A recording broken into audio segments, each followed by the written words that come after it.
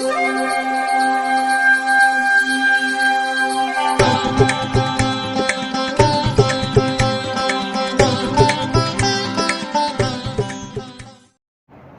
வசந்தகாலம் YouTube channel வாயிலாக இந்த இனிய காலை பொழுதில் உங்களுடன் தொடர்பு கொள்வது ஜோதிடர் சண்முகப்பிரியன், சென்னை அடையாறிலிருந்து. இன்றைய தினம், இன்றைய நாள் மார்ச் மாதம் 3ஆம் தேதி ஞாயிற்றுக்கிழமை, சோபக்கிருது வருடம் மாசி மாதம். மாசி மாதத்தில் இது 20ஆம் நாள். இன்றைய நட்சத்திரம் அனுஷம், காலை 11 மணி 19 நிமிடம் வரை. அதன் பின் கேட்டை. திதி தேய்பிறை அஷ்டமி. யோகம் நன்றாக இல்லை. மேஷ ராசிக்காரர்களுக்கு இது சந்திராஷ்டம தினம். இன்றைய விசேஷம், இன்றைய முக்கியத்துவம். இன்று கால பைரவர் வழிபாடு. தேய்பிறை அஷ்டமி, கால பைரவர் வழிபாடு.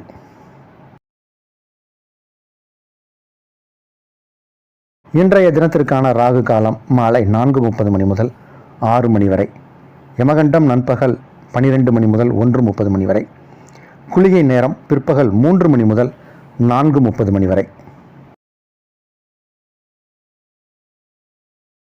இன்றைய தினத்திற்கான நல்ல நேரம், சுபகோரை நல்ல நேரங்கள் காலை 7 மணி முதல் 10 மணி வரை, காலை 11 மணி முதல் நண்பகல் 12 மணி வரை, மதியம் 2 மணி முதல் 4 மணி வரை, மாலை 6 மணி முதல் 7 மணி வரை, இரவு 9 மணி முதல் 11 மணி வரை. இன்றைய கிரக நிலவரம், இன்றைய கிரக நிலை.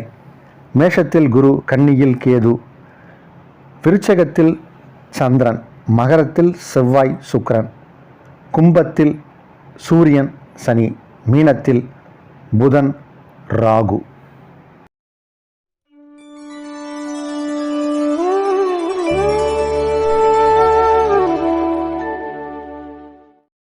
மாதம் ஒரு முறை வரக்கூடிய தேய்பிறை அஷ்டமி.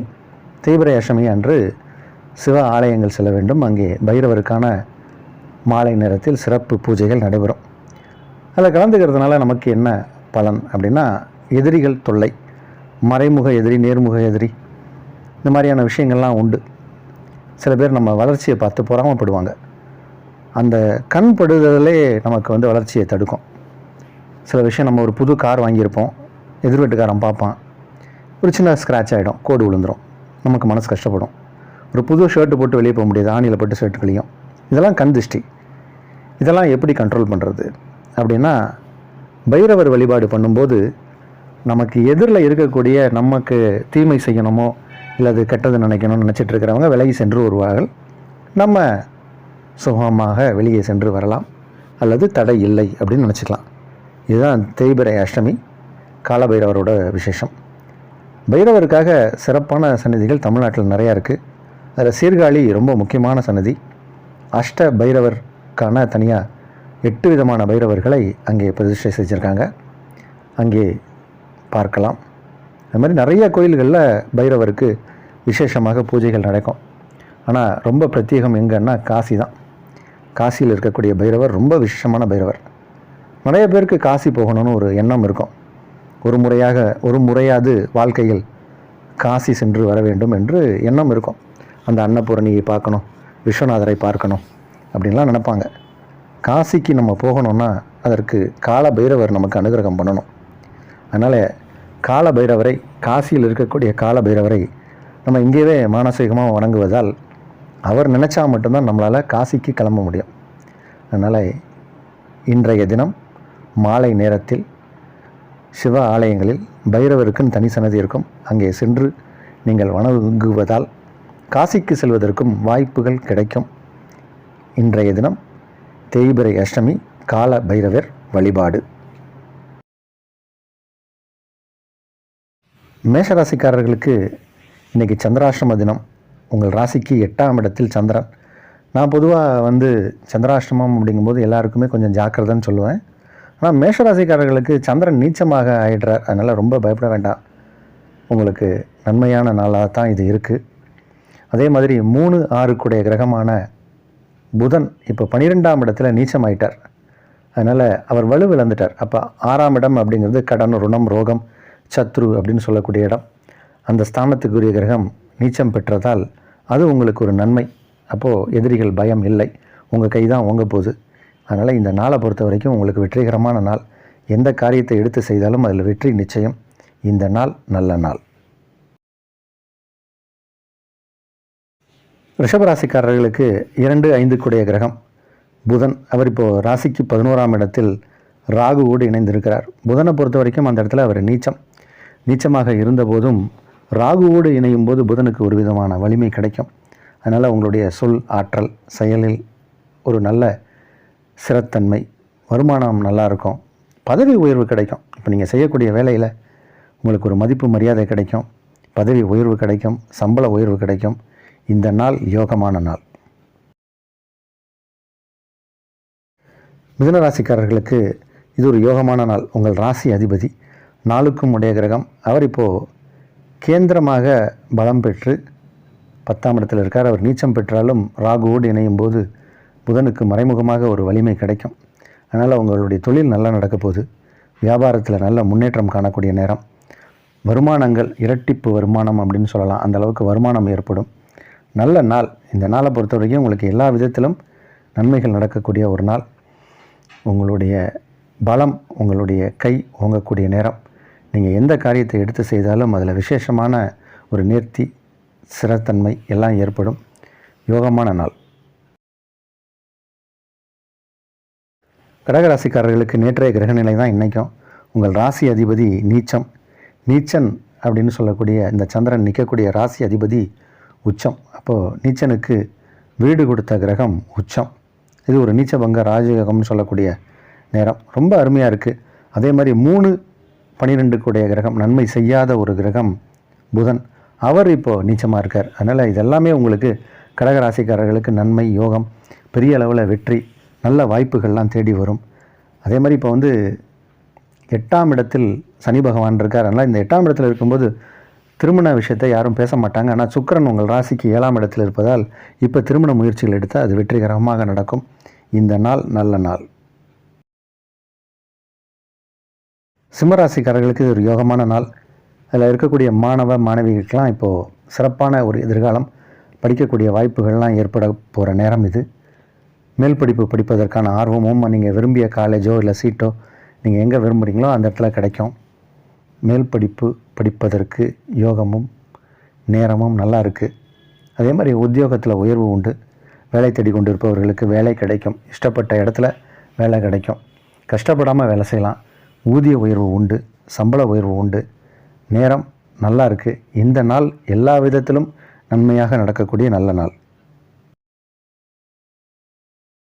கன்னி ராசிக்காரர்களுக்கு இது ஒரு யோகமான நாள். ராசி அதிபதி புதன் 7ஆம் இடத்தில் அவர் நீச்சம். அவர்தான் உங்கள் தொழில் ஸ்தானாதிபதி, ஜீவனஸ்தானாதிபதி. அவர்தான் கர்மகாரகன். அவர் இப்போது 7ஆம் இடத்தில் நீச்சம். புதனை பொறுத்த வரைக்கும் நீச்சமாக இருக்கும்போது கூட ராகு இருக்கார். ராகுவோட புதன் சேரும்போது எப்பயுமே புதனுக்கு கொஞ்சம் பவர் ஜாஸ்தியாக இருக்கும். அதனால் நீச்சமாக இருக்குது என்ற கவலையே இங்கே இல்லை. உங்களுக்கு எல்லா விதத்திலும் நன்மை நடக்கக்கூடிய ஒரு நாள். நீங்கள் இப்போ யாரை சந்தித்தாலும் அந்த சந்திப்பு, அதாவது ஒரு மீட்டிங் நீங்கள் ஏற்படுத்தினீங்கன்னா இல்லை போய் நீங்கள் கலந்துக்கிட்டிங்கன்னா அதில் உங்களுக்கு வெற்றி உண்டு, வெற்றி வாய்ப்பு உண்டு. சந்திக்கக்கூடிய நபர்களால் நன்மைகள் நடக்கும். பழைய நண்பர்களை சந்திப்பீங்க. சிலர் புதிய நண்பர்களாக உங்களுக்கு வருவாங்க. உங்களுடைய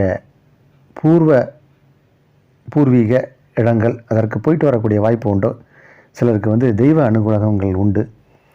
உங்களுடைய மத நம்பிக்கை, இப்போ உங்களுடைய தெய்வ அனுகிரகம், வேண்டுதல்கள், கடவுள் அருளால் எல்லாமே இப்போ நல்லபடியாக நடந்துகிட்ருக்கு. இந்த நாள் யோகமான நாள். துலா ராசிக்காரர்களுக்கு 2, 7 கிரகம் செவ்வாய். அவர் இப்போ உச்சமாக இருக்கார். 2ஆம் இடம் அப்படிங்கிற இடத்துல சந்திரன் நீச்சம். சந்திரனுக்கு வீடு கொடுத்த கிரகம் உச்சம். இது ஒரு பெரிய யோகம். அதே மாதிரி சுக்கிரன் திக்பலம் பெற்று இருக்கிறார். இப்போ இடம், வீடு, வண்டி, வாகனங்கள், அதனால் யோகம் உண்டு.